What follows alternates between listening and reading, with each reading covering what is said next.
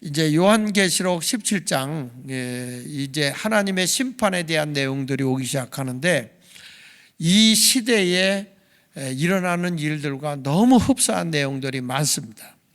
여기 보면 요한계시록 14장부터 18장까지는 그 예수의 강림을 앞두고 역사 속에서 진행되는 하나님의 심판에 대한 내용이 여기 나와요. 그러니까 우리가 이렇게 주님 오실 날이 매우 가까운 증상들을 이런 일이 일어날 것이다 라고 하는 걸 보게 되면 예수님 오실 날이 참 가깝구나, 이제 이런 것을 알고 교회는 바짝 영혼 구원하는 일에 힘을 써야 된단 말이죠. 이제 그것이 없이 주님 오신데 가만히 있으라는 게 아니에요. 우리 지난 주일날 설교한 것처럼 농부가 이른 비와 늦은 비를 기다리다 비가 올 때 가만히 있는 게 아니라 그 농사의 수확을 위해서 애쓰고 노력해야 되지 않습니까? 그와 같이 우리도 한 영혼이라도 지옥 보내지 않고 다 구원받게 하기 위해서 전도에 총력을 기울여야 된다, 그 말입니다. 이제 말세가 되면 적그리스도가 나타나는데 이때가 되면 이들이 다스리는 세상은 복음을 거절합니다. 그리고 이 복음을 퇴색시키기 위해서 이 문화라고 하는 그 속에 침투해 들어가요.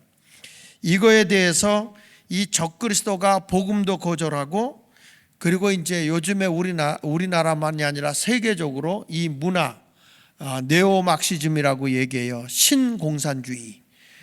이제 이걸 얘기할 때에 우리는 그 네오막시즘이다 또는 문화막시즘이다 이런 얘기들로 얘기하고 있거든요. 문화 속으로 지성인들도 다 침투해 들어가 있어서 이 대한민국이 진정으로 하나님을 영화롭게 하는 모습이 나타나는 게 아니고요, 하나님이 없는 세상을 만들려고 한다고요. 여러분, 공산주의가 뭐예요? 무신론이에요. 무신론. 신이 없다. 이 세상에 살아갈 때 유물론, 물질적인 것이 전부다. 근데 그것이 말세가 되면 그것이 노골화된다고 한 것이 요한계시록 17장인데, 특별히 이 요한복음 17장에는 적그리스도가 등장한다고 하는 것은 이게 영적인 싸움이 일어나는 거예요. 말세가 되면 더욱 우리가 영이 깨어 있어야 되고 영적으로 싸워서 이기는 자가 되어야 할 줄로 믿습니다. 그래서 예수님은 말씀하는 거예요. 너희가 이제 말세가 되면 어떤 일이 많이 나타나느냐? 환난이 많이 오게 된다는 거예요. 너희들에게 끊임없는 시련이 오게 된다. 왜 그러냐? 하나님의 심판이 오기 때문이라는 거예요. 이제 그래서 요한복음 이 17장부터 18장, 14장부터 18장까지는 이런 그 적그리스도가 나타나서 우리에게 많은 어려움을 가져다 준다고 하는 이야기를 성경이 증거하고 있고요. 그 다음에 이제 19장부터 22장까지는 재림의 예수 그리스도를 통해서 이 세상의 구원의 완성을 이룬다고 하는 것을 말씀하면서 우리에게 뭘 요구하냐면 신부된 성도들이 정결한 처녀의 모습으로 신랑 되신 예수님을 기다려라. 그런 모습을 일깨워주는 게 이제 19장부터 22장까지입니다. 우리가 의의 옷을 입고 예수님의 인격을 닮아가고 영광의 예수님을 맞이해서 이제 우리가 혼인 예식을 할 수 있도록 우리 모두가 정결한 그리스도 안에서의 처녀가 되거라. 신랑을 기다리고 있는 슬기로운 다섯 처녀 같은 사람이 되어야 된다. 이것을 이제 일러주고 있는 내용이거든요. 그래서 오늘은 17장을 이제 시작하는 거예요. 큰 말세가 되면 종말의 증상으로 나타나는 게 뭐냐라고 얘기하면 종교적 타락이에요. 큰 바벨론, 다시 말하면 이 종교다원주의에 의해서 기독교가 이 음녀가 되어버린다는 거예요. 혼합 종교에 의해서 기독교의 정통성을 잃어버리게 된다는 거예요. 그러니까 이것을 성경은 뭐로 표현하냐면 음료로 비유하면서도 그것이 바로 바벨론이다, 큰 바벨론이다, 이렇게 말씀을 하고 있는 게 17장에 나와 있는 내용입니다. 그래서 오늘부터 이 요한계시록 17장에 있는 내용을 가지고서 이 바벨론의 하나님의 심판, 큰 음료의 심판에 대한 내용을 여러분들에게 증거할 텐데, 이것이 오늘날 일어나는 일들과 너무 흡사해서 저는 이 말씀을 준비하면서도 굉장히 마음이 좀 답답함을 느끼는 거예요. 주님의 말씀이 세계에서도 일어나고 있지만 그 파장이 대한민국까지 왔구나 하는 이런 생각을 하면서 우리가 더욱 깨어 기도하라고 이 말씀을 주는 겁니다. 제가 계속 얘기해요. 요한계시록은 두려움의 책이 아닙니다. 소망의 책입니다. 신부단장하고 신랑 되신 예수님을 맞이할 수 있는 그런 그리스도인이 되라는 거예요. 예수님이 이 세상에 이제 공중 혼인잔치를 하고 난 다음에 이 세상에 다시 오셔서 천년왕국을 이루는 것은 불행한 역사를 만드는 게 아니라 예수를 잘 믿는 사람들에게 죄가 없고 사망이 없고 아픔이 없고 고통이 없는 지상 천국을 천년 동안 경험하게 하잖아요.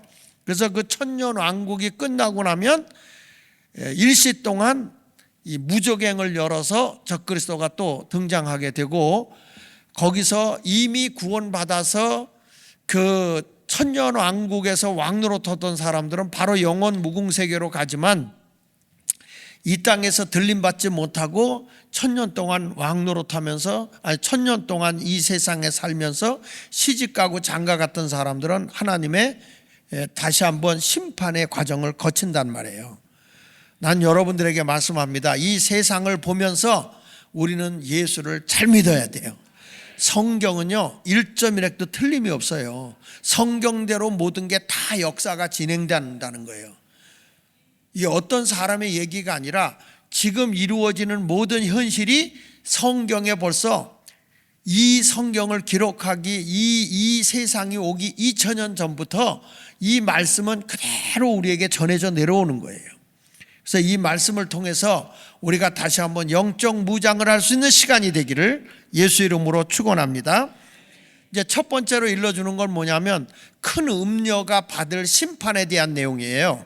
자, 1절을 같이 읽겠습니다. 요한계시록 17장 1절 시작. 또 7 대접을 가진 7 천사 중 하나가 와서 내게 말하여 이르되 이리로 오라. 많은 물 위에 앉은 큰 음녀가 받을 심판을 내게 보이리라. 여기 성경을 보면 요한에게 이리로 오라 그렇게 했어요. 이리로 오라. 그 와서 뭐라는 거니? 저기 많은 물 있지 않냐? 많은 물 위에 앉은 큰 음녀가 받을 심판을 내가 네게 보여주겠다. 이렇게 말씀을 하고 있어요. 그러면 여기서 말하는 큰 음녀라는 건 뭐냐면 이 세상을 의미하는 거예요. 이 세상을 한번 봐라. 왜 이 세상을 음녀라고 했느냐면, 여러분 이 세상을 움직여져 가는 것은 바로 세상과 짝하고 있는 그러한 음녀들의 이 세상을 주관하고 있다는 거예요. 영적으로 보면 하나님이 보실 때 음녀, 창녀들이죠. 여러분 말세가 되면 세상과 벗대는 사람이 되지 마라. 이게 간음이거든요. 세상을 사랑하는 게 간음죄야. 야고보서 4장 4절 한번 보겠습니다. 보세요. 간음한 여인들아, 세상과 벗된 것이 하나님과 원수됨을 알지 못하느냐. 그런즉 누구든지 세상과 벗이 되고자 하는 자는 스스로 뭐라고 그랬어요? 하나님과 원수가 되는 거라고 그랬어요. 그래서 여기 성경에 보니까 간음한 여인들아, 이건 세상에 있는 사람들을 얘기하는 거거든요. 너희들은 정말 하나님을 사랑하냐 세상을 사랑하냐? 너희들은 하나님의 영광을 위해 살아가냐 너 자신의 욕심을 위해서 살아가느냐? 분명히 말합니다. 하나님과 원수가 되는 게 누구냐? 세상과 친구가 되고자 하는 자가 바로 하나님과 원수된 자라는 거예요. 여러분 우리는 세상을 떠나서 살 수는 없잖아요. 물고기가 물속에서 살지요. 그러나 물고기가 물속에서 살지만, 예를 들면 물고기가 바다에서 살아요. 바다에서 사는데 물고기 몸속으로 짠 게 들어오진 않습니다. 그 속에 있는 산소는 그가 취하고 그 속에 있는 영양가 있는 것들은 취할 수 있을지 모르지만은 그의 몸에 염분이 들어오면 죽어요. 이것은 뭘 얘기하냐면 그 물속에 살아도 물속에 있는 것과 하나가 되지 않는다는 거예요. 내가 세상에 살지요? 예수 믿는 사람이 세상에 살아요. 세상에 공부도 하고 다 해요. 그렇지만 우리는 하나님의 뜻을 따르는 자가 돼야 돼요. 하나님의 말씀에 순종하고 하나님이 원하는 그 길을 걸어가야 되지, 세상의 사상이나 세상에서 가르쳐주는 어떤 풍습이나 세상의 일락을 위해 살아가는 자가 아니라고요. 우리는 분명히 세상과 구별된 자예요. 그래서 우리는 달라도 한참 달라야 할 존재들인 걸 믿으시기 바랍니다. 성도는 그래서 세상과 짝하는 자가 아니라 성결한 신부단장을 한 자들이에요. 예수님이 오실 때 전혀 방탕하고 타락한 존재가 아니라는 거죠. 늘 예수님만 사모하고 신부단장하고 있다가 예수님이 오신다 그러면 아멘 주 예수여 어서 오시옵소서, 우리가 이 날을 기다리며 신랑 되신 예수님을 사모했습니다, 이런 모습으로 기다려야지, 세상 것 다 즐기다가 보라 신랑이로다 천사가 외칠 때 아이고 큰일 났네, 예수님 조금 있다 오세요, 내가 목욕하고 옷도 좀 입고 단장하고 오겠습니다, 그때는 늦는 거예요. 평상시에 깨어있는 자가 되어야 할 줄로 믿습니다. 그러니까 여기서 보니까 하나님을 저버리고 우상, 그 다음에 가증한 그런 그 세상적인 방탕한 삶을 살아가게 되면 우리는 음녀가 되는 거예요. 교회도요, 세상을 사랑하잖아. 세상을 이기는 게 교회거든요. 음부의 권세가 이기지 못해야 그게 교회 아닙니까? 우리 입술로 언제나 고백하기를 주는 그리스도시요 살아계신 하나님의 아들입니다를 고백하고 살아야 돼. 내 인생의 주인은 예수 그리스도다, 그 말이에요. 주는 그리스도시요, 그 말은 내 삶의 모든 주인이 되신 분이, 내 삶의 주체가 되신 분이 오직 예수 그리스도다, 그 말이에요. 눌러도 예수, 이게 나와야 돼. 위험이 와도 예수. 여러분의 삶의 주인이 누구십니까? 거짓말하지 말고.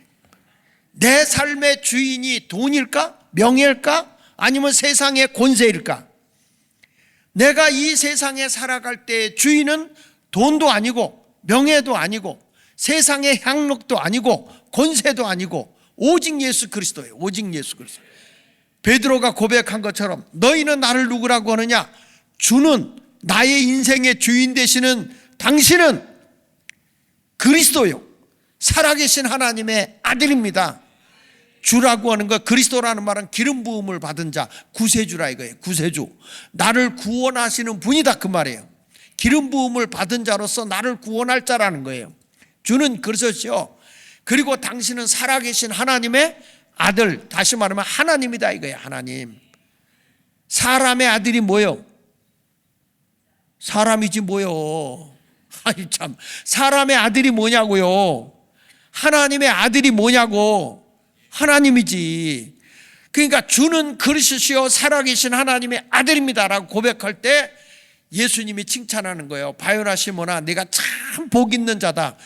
이것을 알게 한 건 네 지식이 아니야. 여러분, 영적인 세계는 내 지식으로 아는 게 아니야. 이것을 알게 한 것은 내가 아니다. 하늘에 계신 아버지께서 알게 한 것이다. 한마디로 은혜라는 거예요. 은혜. 이 자리에 여러분들이 이렇게 피곤한 몸을 이끌고도 와서 은혜 받으려고 이 자리에 오는 것조차도 하나님의 은혜야. 아유 바쁜데 그냥 세상에서 그냥 편안하게 살지. 육은 자꾸 세상으로 땡겨요. 육은 자꾸 세상에서 땡겨서 세상에 살고 싶거든. 우리 교인들이 성지순례 갔잖아. 성지순례 그 로마에 갔는데 그 가이드가 붙잡혀 갔대요. 왜 붙잡혀 갔느냐? 하도 우리 교인들이 말을 안 듣는다네. 이게 그 안에 가면 예를 들면 천지창조 그림을 이렇게 그려놨잖아요. 사진을 못 찍게 합니다. 그 사진이 후레쉬가 터지면요, 그 색상이 변질돼 가지고 거기서 사진을 찍지 못하게 해요. 사진 찍지 말라 그랬는데도 우리 교인들은 찍었대야. 하여튼 못 말린 인생들이요. 안혜곤 목사 가라사대 울고 싶대. 차를 타고 가다가 멀미를 한지, 그리고 그만 보고 가겠다고 그런데 왜 그러냐 그랬더니 밥이 안 맞는다는 거예요. 이탈리아의 음식을 먹다 보니까 너무 안 맞는다는 거예요. 그래도 그것도 좀 익히고 뭘 해야 되는데 못 먹겠다 뭐 하고 막 그러니까 안혜곤 목사가 사진도 보내고서 너무 헌해서 우리 교인들이 사진 찍을 때만 웃나 봐. 너무 행복한 것 같다. 그래서 아유 뭐 다들 여행이 잘 되는가 봐 그랬더니 울고 싶어.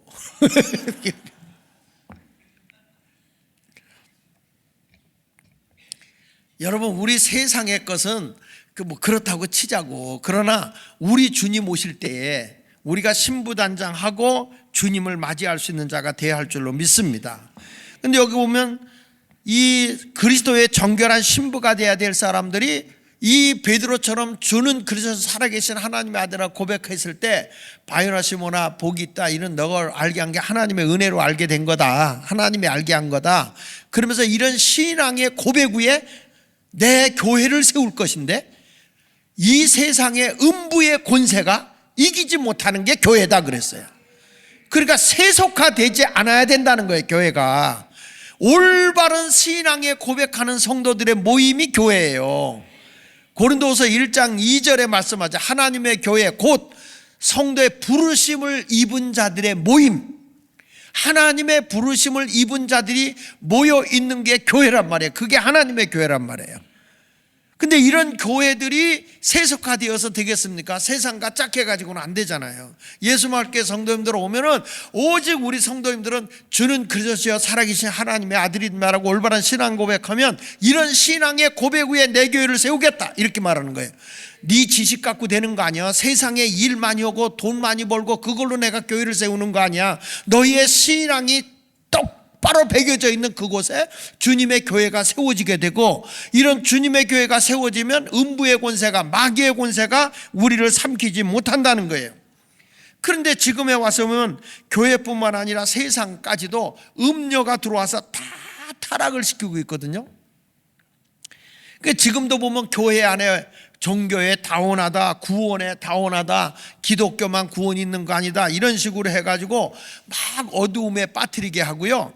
또 하나는 기독교의 나라였던 그런 나라들, 유럽에 있는 나라들에게 전부 다 성적 타락, 도덕적 타락을 가져오게 하잖아요. 그래가지고 동성애라든지 나체라든지, 요즘에는 지금 큰일 난 게 AI 인형이요, 인공지능 인형. 그 인공지능 인형이 엄마 노릇도 하고 이제 밥도 다 해도 챙겨주고 하는데, 육의 엄마는 애들한테 승질 부리잖아, 뭐 속상하고 그러면. 근데 이 인공지능 인형이 다 살림도 하고 애들도 돌봐주고 교육도 시킨다네. 근데 이 인형들은 절대 사람하고 거의 같은 거예요. 말도 하고 다 인지 능력도 있어요. 그래가지고 성질을 안 내. 밥도 다 차려주고 하는데, 그런데 또 더 놀라운 거는 요즘에 인공지능으로 아내를 맞이해요. 남편도 맞이하고요. 그래서 인공지능 인형하고 성적 관계까지도 맺는 거예요. 그러다 보면 여기서 사람의 신음소리까지 다 똑같이 낸다는 거야.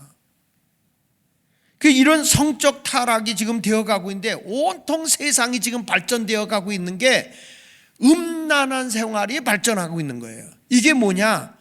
하나님께서는 적그리스도가 등장하면 이 세상을 타락시키는데, 그 타락을 위해서 뭘 하냐면 가정을 파괴하고 교회를 파괴하는 거예요. 이것이 바로 마지막 때에 나타날 음녀의 모습이라는 거예요. 그런데 이런 모습이 그대로 지금 한국에 일어나고 있는 거예요, 여러분. 지금 뭐 유럽은 말할 것도 없고요. 여기 보세요. 많은 물 위에 앉은 큰 음녀. 어디 보세요. 그 아까 성경에 요한계시록 17장 1절 많은 물 위에 앉은 큰 음녀가 받을 심판이라고 있잖아요. 많은 물 위에. 이게 뭐냐면 우리 기독교는 생수의 강이 흘러넘치거든요. 생수의 강이. 그런데 이게 아니고 많은 물이라는 것은 더러운 물이라고요. 오염된 물이야.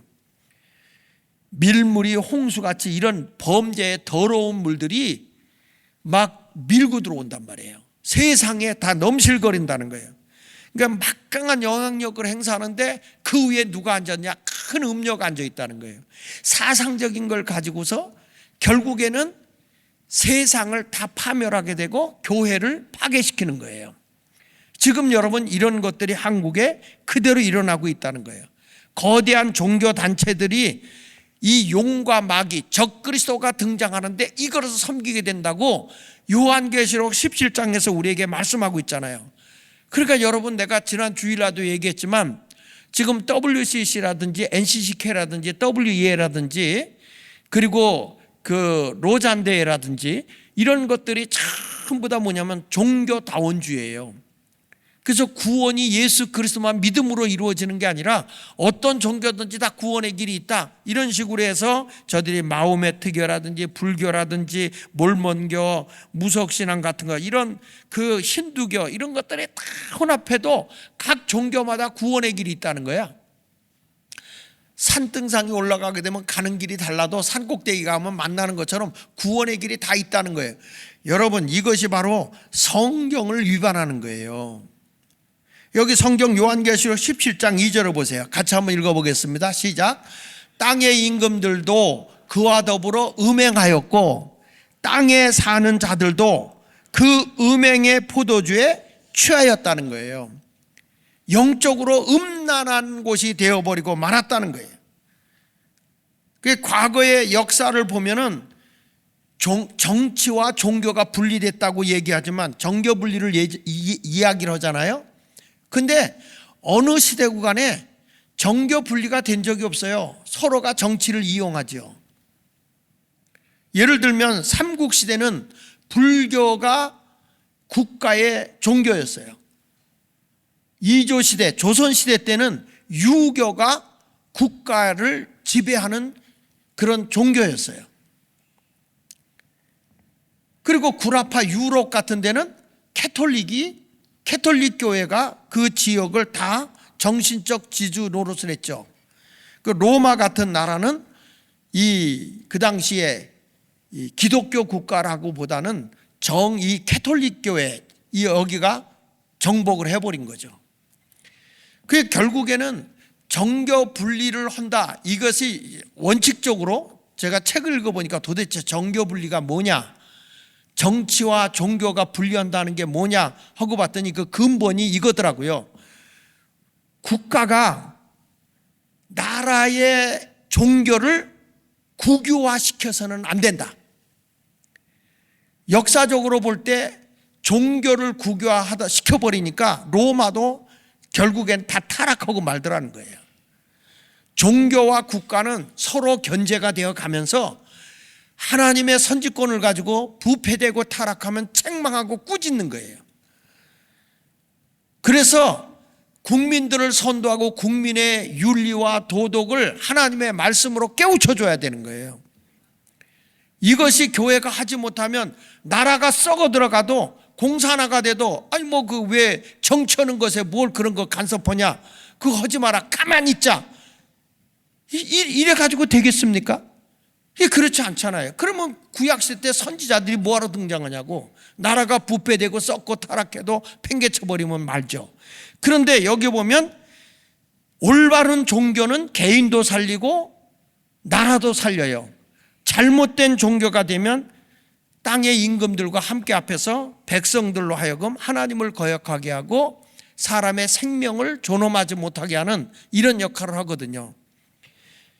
결국에 월남이나 태국 같은 나라도 국교가 불교잖아요. 저도 태국에 이렇게 한번 가본 적인데 호텔이나 어디를 가도 다 불상이야. 엄청 불쌍해. 그리고 모든 게 다 거기다 뭘 했냐면은 하여튼 그 향 냄새가, 하여튼 복도를 나와도 호텔에도 향을 피워나가지고 향 냄새가 아주 그냥 머리를 진동하고 머리가 지근지근 아파요.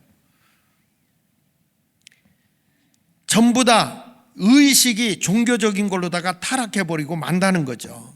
자, 이런 때에 우리가 만났는데 이런 큰 음료를 예수 이름으로 다 물리치고 우리는 진리의 말씀으로 가야 할 줄로 믿습니다. 여러분, 구원의 길은 타종교에 있는 거 아니에요. 성경 요한복음 14장 6절에 말씀한 것처럼 예수께서 이르시되 뭐라고 그랬죠? 내가 곧 길이요 진리요 생명이니 나로 말미암지 않고는 아버지께로 올 자가 없다고 그랬어요. 구원의 길은 오직 예수 그리스도밖에 없어요. 오직 구원은 예수뿐입니다.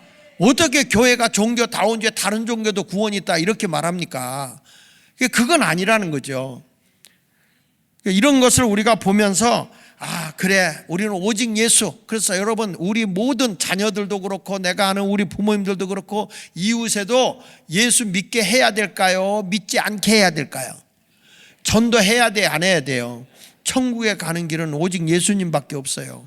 예수의 보혈의 피가 아니면 우리 죄사함을 받을 수가 없다고요. 세상이 온통 어둠의 영이 지배를 해서 음녀가 판을 친다고 할 때 교회는 정결한 처녀로 신부단장하고 있어야 된다는 거예요. 세상이 점점 그렇게 어렵게 우리 신앙생활하는 것을 어렵게 만들 때가 있다고요. 그럴 때 우리는 예수로 살아야 돼. 예수로. 오직 예수밖에 없는 거예요. 예수 피만이 우리를 온전케 죄 사함을 줄 수 있고 그 예수를 믿음으로써 의롭다함을 얻게 되고 예수님 오실 때에 하나님의 자녀된 신분으로 맞이할 수 있게 될 줄로 믿습니다. 우리 복음 찬송가 참참참 한번 불러보세요. 참참참. 할렐루야. 두 손 들고 아멘 해봐요. 할렐루야.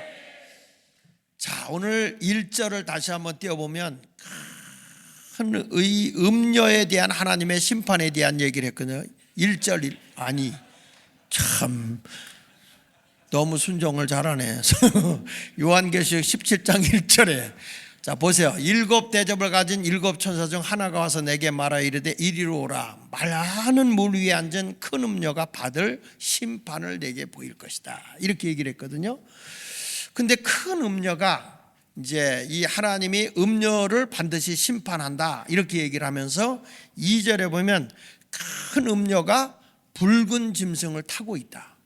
둘째에 가서 보니까 이 큰 음녀가 뭘 타고 있다고요? 붉은 짐승을 타고 있다는 거야. 성경을 보십시다. 계시록 17장 3절에 보면 큰 곧 성령으로 나를 데리고 광야로 가니라. 이 사도 요한을 데리고 성령이 이제 이끌고 가는 거예요. 그때 내가 보니 여자가 붉은 빛 짐승을 탔는데 그 짐승의 몸에 같이 읽어보세요. 하나님을 모독하는 이름들이 가득하고 그 다음에 7 모리와 10뿔이 있다는 거예요.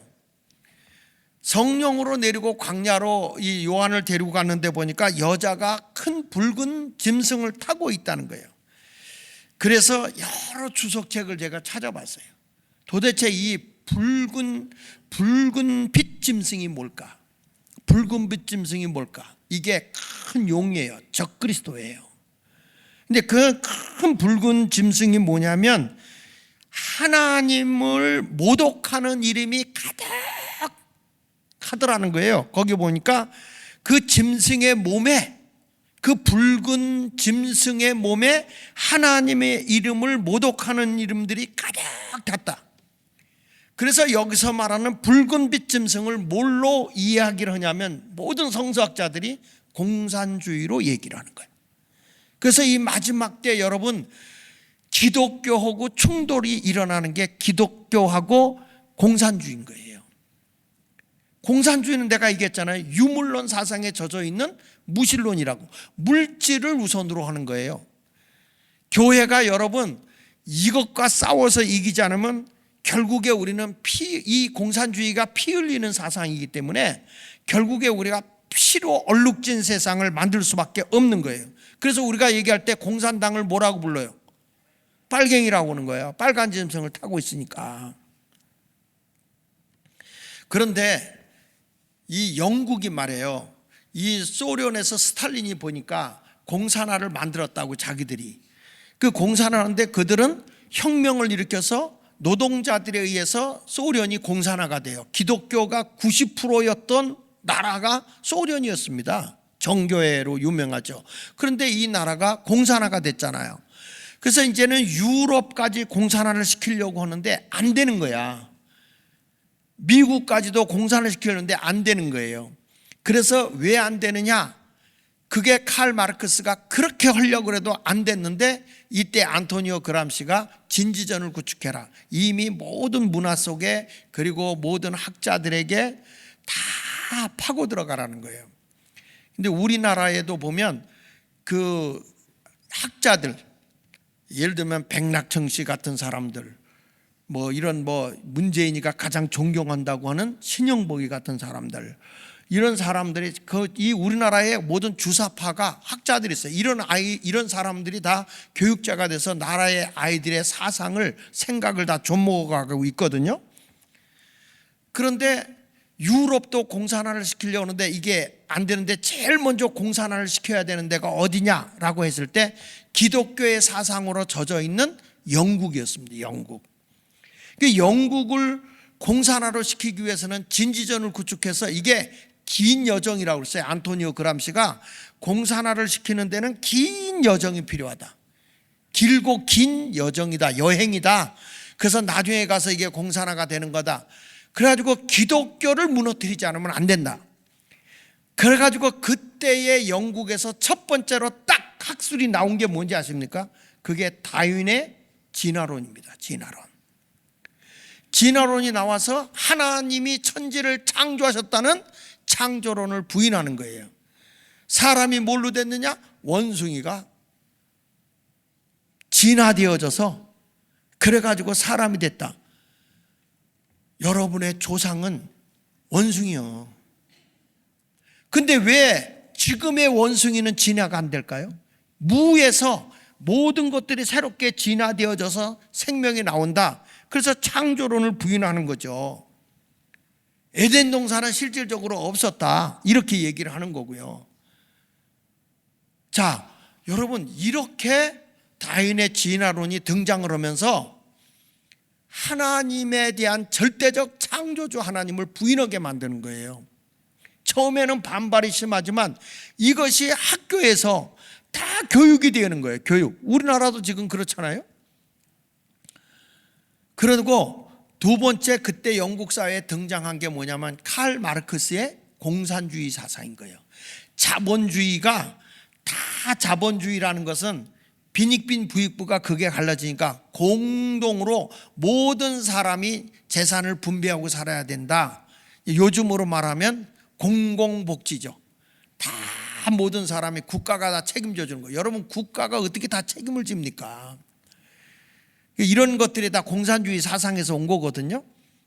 근데 이것을 진지전을 구축해서 장기전으로 해서 끌고 가자. 칼 마르크스가 이게 실패를 했단 말이야. 혁명이 안 됐단 말이야. 그래서 싸워서 공격해서 안 된다. 노동자들이나 가난한 사람들이 부르주아적인 자를 물리쳐가지고 공산화가 됐냐? 안 된다. 지금도 여러분 전 세계를 공산화시키자고 하는 게 지금 그 마르크스주의 사상이 지금 다 일어났는데 그 마르크스 사상을 지금 뭐라냐면 문화 막시즘 또는 네오 막시즘이라고 하는 거예요. 그러니까 이런 것들이 지금 지배를 하게 되는데 신공산주의 사상이 나오는 거예요. 왜 이런 게 자꾸 대한민국에도 세계가 이런 게 판을 치고 있느냐? 이게 말세의 징조라니까요.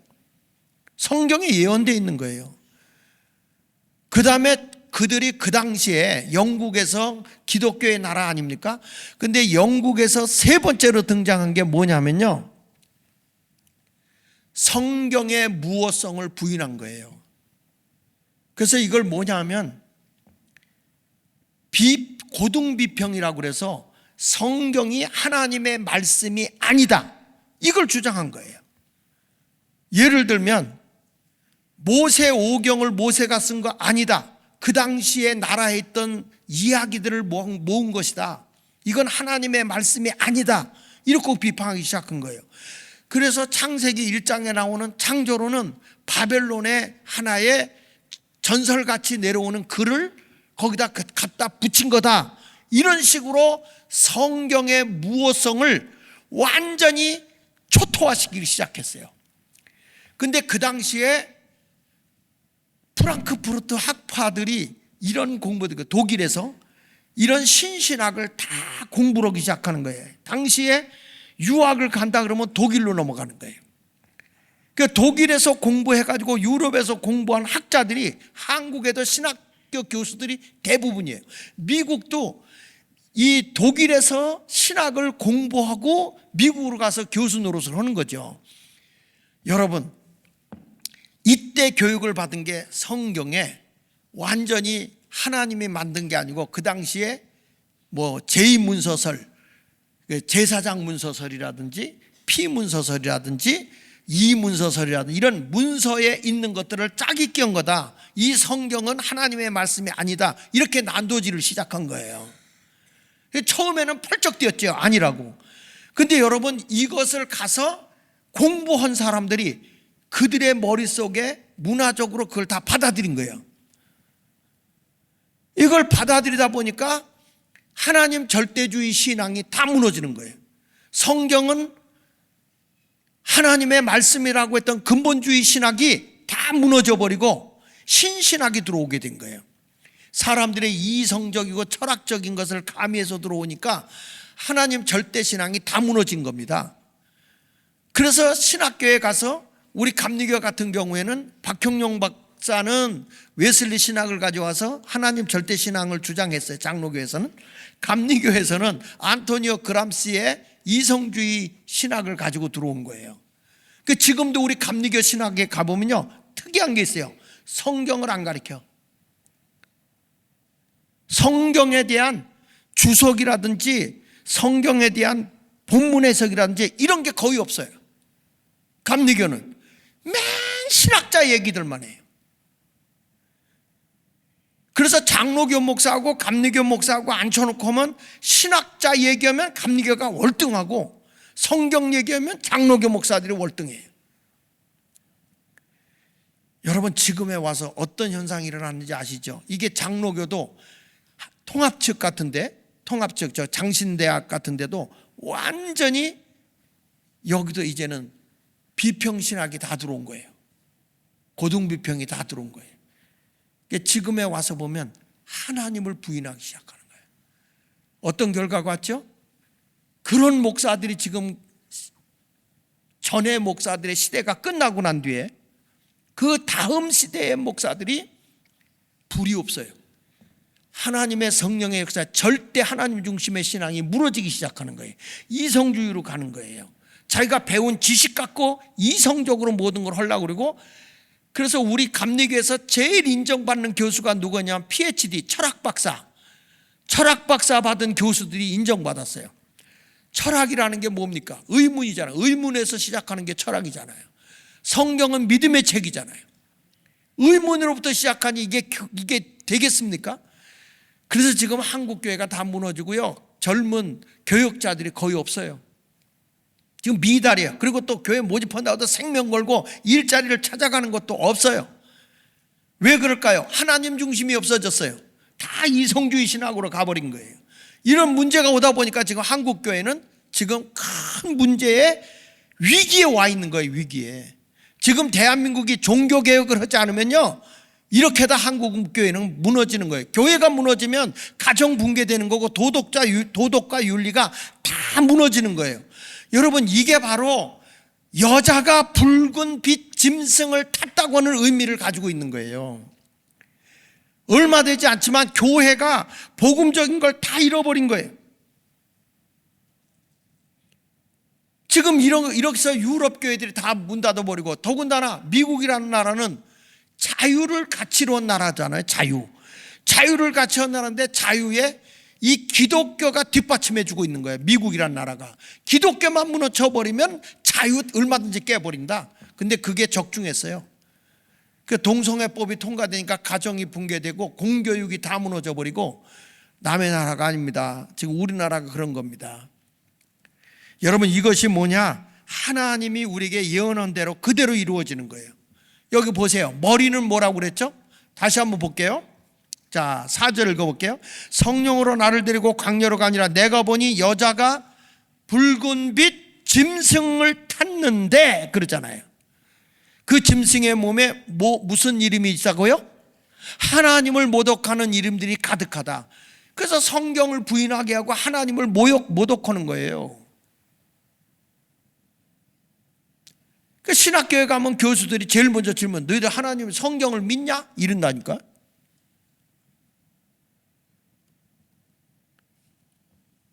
어느 목사님이 신신학을 교육하고 와가지고 설교 시간에 이건 어느 문서에 있는 거기 때문에 이건 성경이 아닙니다. 하나님 말씀이 아닙니다. 이거 빼야 됩니다. 이건 바벨론의 그 하나의 우화입니다. 우리나라의 삼국사기의 단군 신화와 같이 그 나라의 신화입니다. 이 창조론 빼야 됩니다. 그냥 목사님이 설교할 때마다 이거는 어디에서 갖다 붙인 겁니다 하면서 자꾸 빼야 됩니다 그러니까 할머니 한 분이 너무 은혜를 많이 받아서 빼라고 할 때마다 성경을 찢었대. 그리고 한 20여 년이 지나가니까 목차하고 껍데기만 남더라는 거예요. 여러분, 하나님의 말씀은 사람이 쓴 것 같지만 하나님이 그에게 감동을 주어서 쓰게 한 거예요. 바울이 성경을 썼다 아니에요. 하나님이 바울을 통해서 말씀하신 거예요. 이것을 알고 우리는 성경을 믿어야 됩니다. 하나님의 말씀이기 때문에. 근데 말세가 되면 이렇게 붉은빛 짐승을 탄 여자, 음녀가 등장한단 말이야. 그래서 교회를 혼탁하게 만들어버린다는 거예요. 여기 보십니까? 그런데 뭐냐면 하나님을 모독하는 이름들이 가득하고 7머리와 10뿔이 있다 그랬어요. 그러면 여기서 머리는 7이라는 게 뭐냐? 유럽에서 하나님을 대적하는 나라와 왕을 비유하는 거예요. 유럽에서. 제가 영국 얘기를 하고 유럽 얘기를 자꾸 하니까 어떤 분들이 왜 목사님 저거 하나 그러지만 성경은요 역사적인 증거를 갖다 대야 돼요. 그대로 이루어지는 거예요. 그 다음에 여기 보면 뿔은 열이요. 이게 마지막 열 나라 통일 구라파가 연합체를 형성하는 이씨 공동체가 10개 나라가 된다는 거예요. 그래서 타락한 종교, 그 결국엔 뭐냐면 연합적인 통일을 시켜서 하나의 종교를 다원화된 종교를 일치화시켜서 결국에는 적그리스도가 등장한다는 거죠. 그 안에서 주님의 영광을 드러나는 게 아니라 자기들이 왕이 되는 거죠. 여러분, 그것으로 나온 게 바로 세계 기독교 연합회라고 하는 건 WCC잖아요. 모든 종교에는 구원이 있다. 다 연합하자. 거기에 예속되어 있는 게 우리 지금 감리교도 여기 탈퇴해야 된다고 하면서 중부연회라든지 충청연회가 탈퇴하고 있는 NCCK. 이건 뭐냐면 한국기독교협의회예요. 한국기독교협의회. 여기서는 지금 동성애를 굉장히 지지하지 않습니까? 그리고 세 번째로 나오는 게 뭐냐? 한국에도 이번에 이제 지금 사랑의 교회 앞에서 지금 WEA 총회를 하겠다고 해서 막 피켓 들고 막 지금도 시끄럽게 난리예요. 이게 뭐냐면 세계 복음주의 연맹 WFA입니다. 이게 뭐냐면 정치 세력을 이용해서 종교를 통일하자는 거예요. 모든 종교는 구원이 있으니까 다 연합하자. 전부 다 여기가 WCC와 NCCK나 WEA나 다 연합이 돼 있어요. 근데 이거 내가 지난번도 얘기했지만은 이 WCC는 처음에 만든 게 스탈린이라고요. 자유민주주의 국가를 없애버리고 공산화를 시키려면 기독교가 있으면 안 된다는 거예요. 기독교를 종교를 타락시키고 부패시켜야 되는데 그래야 자유를 없앨 수가 있다는 거예요.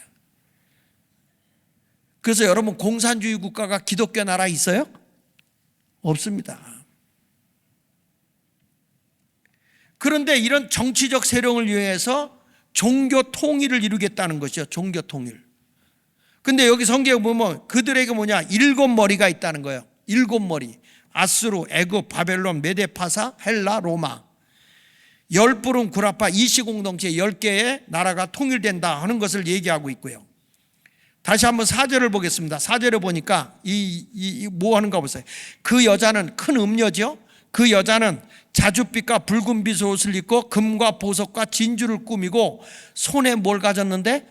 금잔을 가졌는데 가증한 물건과 그의 음행에 더러운 것들이 가득하더라. 금잔을 손에 가졌다는 게 뭡니까? 물질적인 만능을 얘기하고 있어요. 그러면서 종교적으로 완전히 음행, 이 세상을 사랑하게 만드는 타락된 물, 썩은 물, 더러운 물을 먹게 한다는 거예요. 우리는 생명수를 먹어야 돼요. 생수를 마셔야 돼요. 근데 이런 것이 아니라 바로 음행의 물을 마시게 한다는 거예요. 허영과 사치 그리고 세상을 사랑하는 그런 적그리스도의 문화, 적그리스도의 사상을 우리가 물 마시듯 먹는다는 거예요. 이런 물결이 밀물같이 또는 홍수같이 밀어 닥치기 때문에 우리가 그 물결을 막을 여지가 없는 거예요. 여러분, 우리나라의 학자들을 제가 다 연구하면서 제가 장학일 TV 오늘 이거 녹음을 하느라고 이 네오막시즘에 대해서 오늘 강의를 제가 했어요. 그 했는데 보면은 우리 한국에 정말 네노라는 지식층들이 전부 다 주사파에 젖어 있어요. 이런 분들이 뭐 예를 들면 태백산맥 같은 그 글을 쓴 사람 같은 경우도 보면 그게 다 역사적으로 거짓되게 위장을 해버렸어요. 그래서 대한민국의 진짜 역사는 왜곡시켜버리고 거짓된 역사로 선동을 시켜요. 이런 일들을 계속해 나오는 것들이 다 나오거든요. 영화 제세라든지 밀정이라든지 이런 것들이 전부 다 영화 속에도 좌파적인 성향이 다 들어있어요. 그러니까 한국의 역사를 다 부인해버려요. 그러니까 이런 교육이 애들한테도 받고 하다 보니까 그런 사상교육이 다 들어간 거예요. 오늘 이 자리에 앉은 사람들도 모르게 그런 교육이 내 속에 들어왔기 때문에 제가 이런 설교하면 반감을 갖는 사람이 꽤 많아요. 그렇지만 이런 모든 것을 볼 때에 성경이 이루어지고 있는 거다 이 말이야. 성경이 주님 오실 날이 가까워졌다는 거예요. 그럼 우리는 정결한 처녀가 되어야 될 거 아닙니까? 어둠의 영을 예수 이름으로 물리쳐야 될 거 아닙니까? 그럼 우리가 알고 싸워서 이겨야 되잖아요.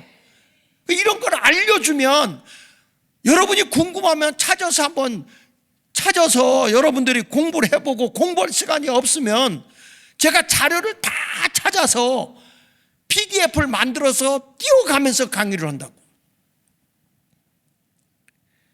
그래서 요즘에는 장학일 TV가 많은 사람들이 거기 가면 교육을 시켜준다 이게 있어가지고요 많이 봐. 그래서 내가 뭐 얼마 몇 달 안 됐는데 우리도 한 4,500명이 들어왔더라고 벌써. 내가 오늘 그 촬영하는 사람한테 야 지금 제일 많이 들어오는 데가 배승희 변호사가 130만이라는데 우리가 그거 한번 능가해보자. 내가 그렇게 해봤지. 꿈도 못 가죠. 꿈도. 사람들을 바르게 일깨워주면 된다. 교육용으로 쓰자. 우리가 이것을 거짓되게 하지 말고 교육용으로 쓰자.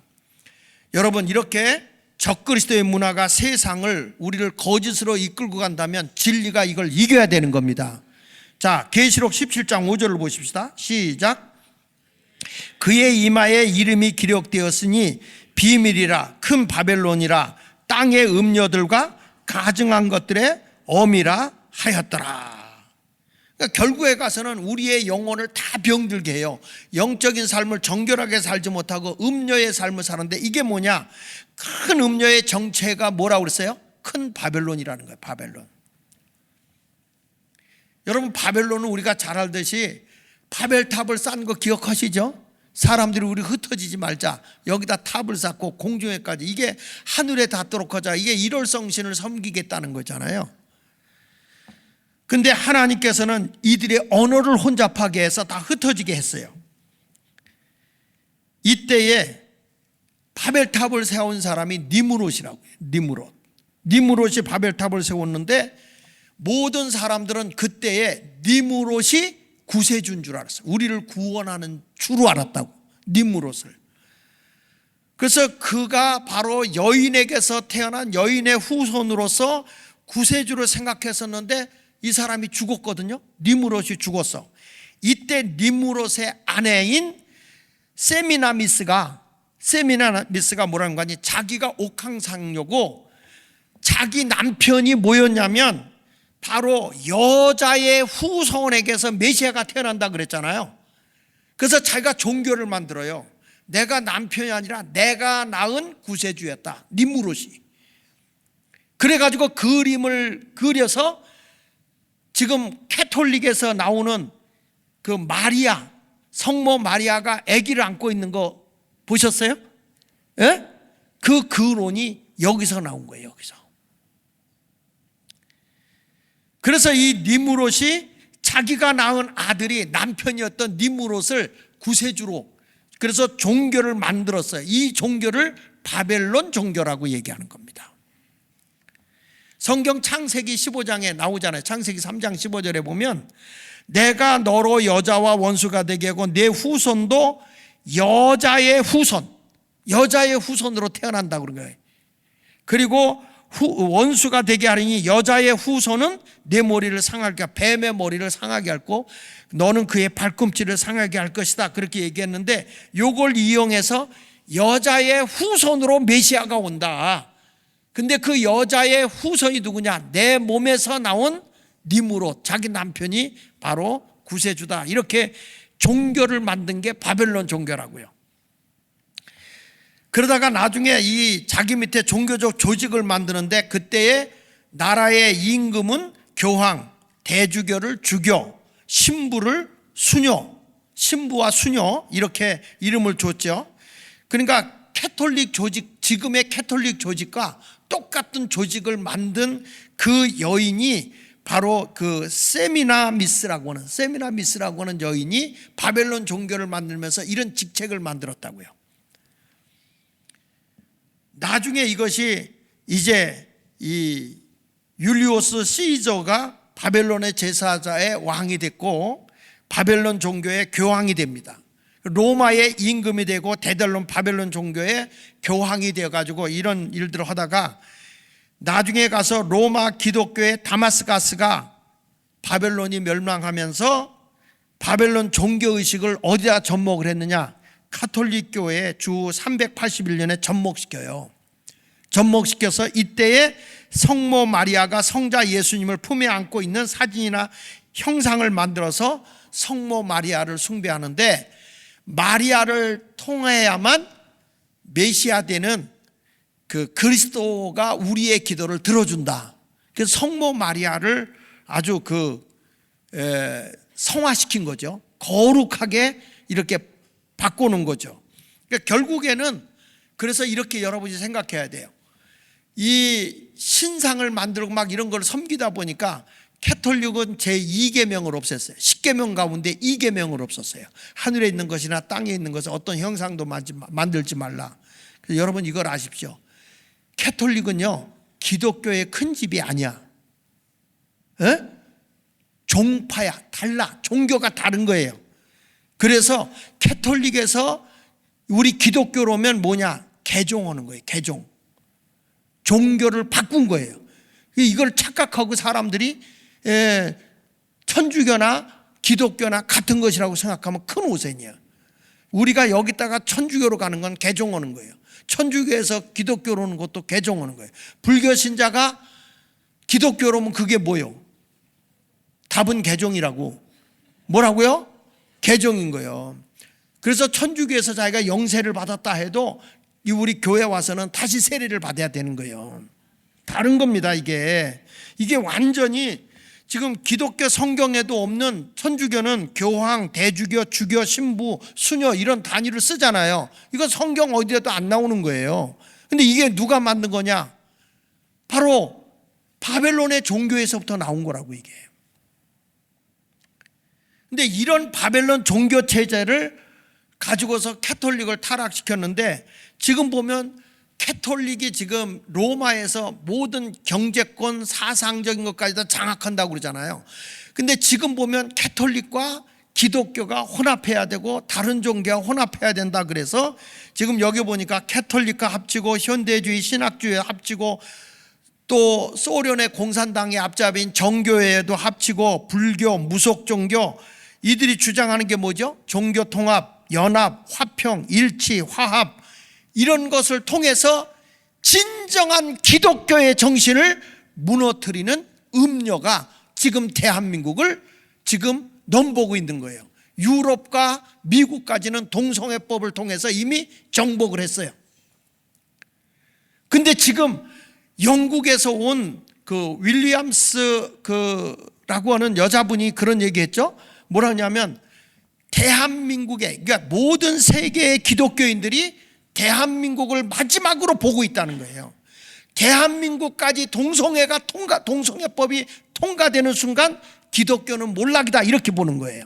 뭐라고 얘기하냐면 대한민국에서는 이것을 굳건하게 막아서 기독교의 정신을 다시 회복하고 가정을 지켜주시고 하나님의 뜻을 이루어서 다시 영국의 역으로 선교사를 보내주십시오. 이게 지금 유럽에 있는 교회들의 요청이요, 한국을 향해서요. 지금 세계의 기독교를 살릴 수 있는 건요, 대한민국의 교회가 살아나야 되는 겁니다. 믿습니까? 여기 나오잖아. 여기 나오잖아. 마지막에 지금 이게 사랑의 수양관에 가서 이 안드레아 윌리엄스가 강연할 때 한 말이라고. 이게 이번에 10월 27일 날도 이분이 왔어요. 직접 와서 강연을 했어요.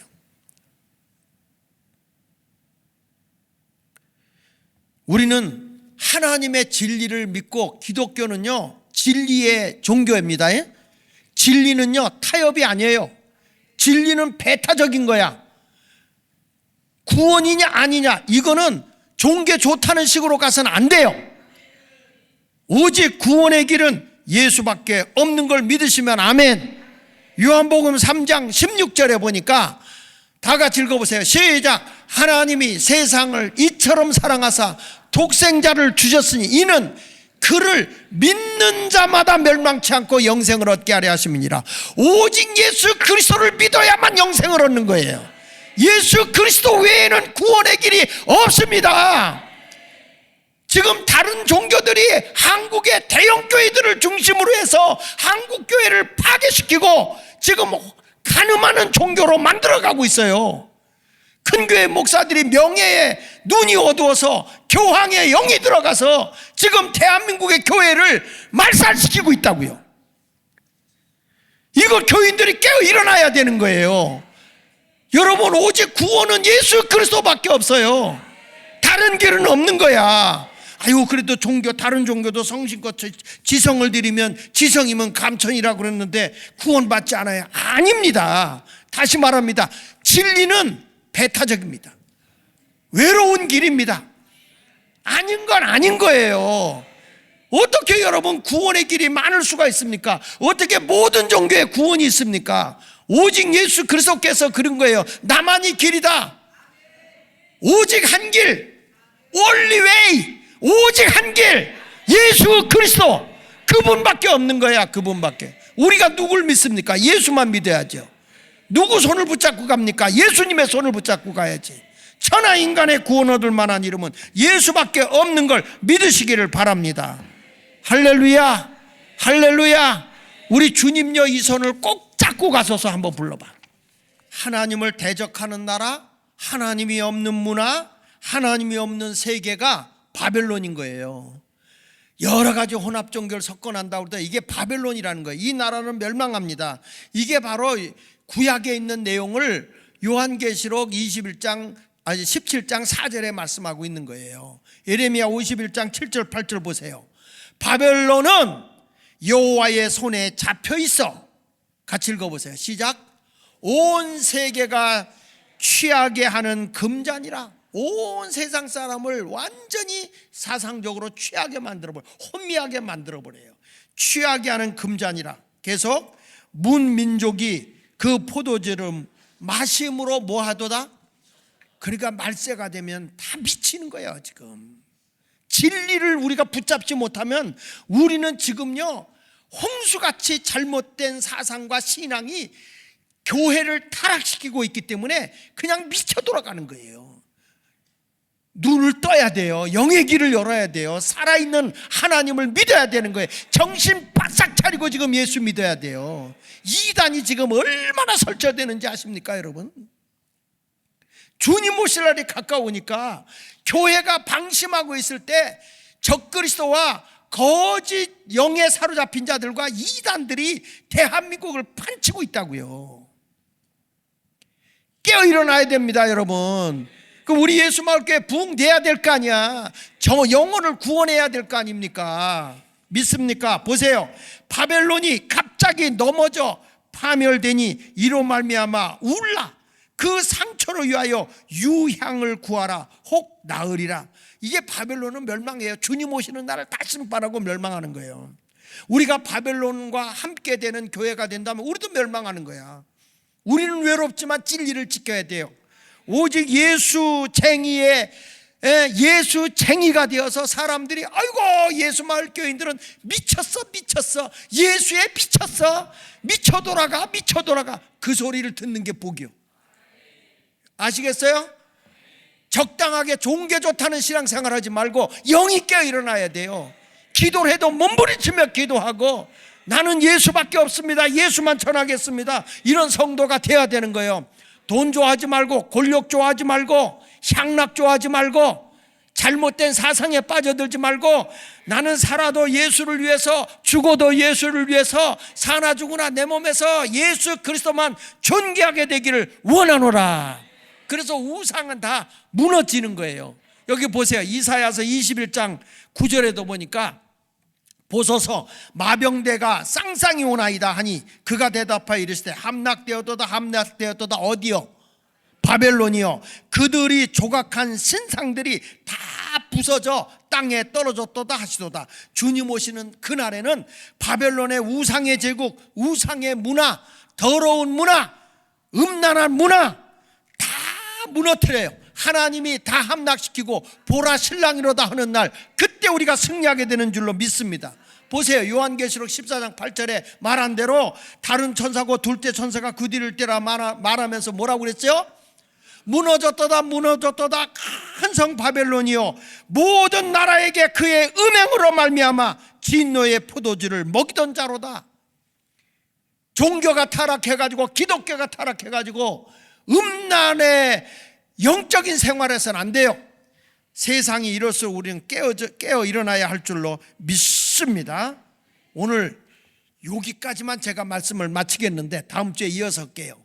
오늘 내가 원고는 28페이지까지 했는데 반만 내가 얘기하는 거야. 왜 내가 이 말을 하느냐? 지금 여러분 우리 나라에 돌아가는 걸 보면 요한계시록대로 그대로 이루어지고 있는 거야. 그대로. 이런 걸 보면 교인들이 안 되겠다, 정신 차려야겠다, 깨어 있어야 되겠다, 기도해야 되겠다, 이런 모습이 살아나야 되는데 이걸 자꾸 여러분들은 정치로 받아들인단 말이야. 아니에요. 지금 어둠의 영이 적그리스도가 기독교를 몰락시키고 있고 우리들이 예수 믿는데 음료의 자식이 되게 하려고 하고 있다고요. 깨어있어 기도해야 되는 거예요. 영이 살아있는 교회가 되기를 바라고 성도가 되시기를 예수 이름으로 축원을 드립니다. 우리 모두 승리의 삶을 살기 원하면 아멘, 할렐루야. 이 세상은 죄가 많아. 여기서 우린 이겨야 돼요. 믿으시면 아멘. 옆 사람과 인사하세요. 우리는 영적으로 승리자가 됩시다. 크게 해보세요. 크게 날 따라서 주여, 크게 주여, 정결한 처녀가 되어 예수님 오실 때 신부단장 하겠습니다. 아멘입니까? 교회라고 다 같은 교회 아니야. 지금 뭐 큰 게 사람 많이 모이니까 괜찮다, 쏟지 말라고. 진리를 파수하는 교회가 돼야 돼. 진리를. 우린 끝까지 예수님을 쫓아가는, 외롭지만 그 길을 걸어가는 그리스도의 교회가 될 수 있도록 하기를 바랍니다. 믿습니까? 믿습니까? 난 옆에서 요즘에 우리 박태모 목사님을 볼 때마다 야, 정말 요즘에 보기 힘든 목사님 만났다. 제가 우리도 어저께도 우리 지방 목사님들이 만났어요. 만나서 뭐 여기 말년교회도 보고 뭐 다른 교회도 보고 뭐 교회들, 좋은 교회들 많이 보는데 우리 박태모 목사님하고 나이가 비슷한 사람들이 거기 있더라고. 다들 교회 담임자를 맡았더라고. 그런데 영적인 건 게임이 안 돼. 세상의 지식 갖고 되는 게 아니라니까. 여러분 영이 살아야 된다고. 이제는 오늘 말씀을 꼭 붙잡고 이제부터 난 세상의 음료에 넘어지지 아니하리라, 이런 신앙을 갖고 살기 원하면 아멘 한번 하세요. 할렐루야, 할렐루야. 찬송가 우리 죄 많은 이 세상은 내 집 아니네 부르면서 준비하신 헌금 하나님께 드리도록 합시다.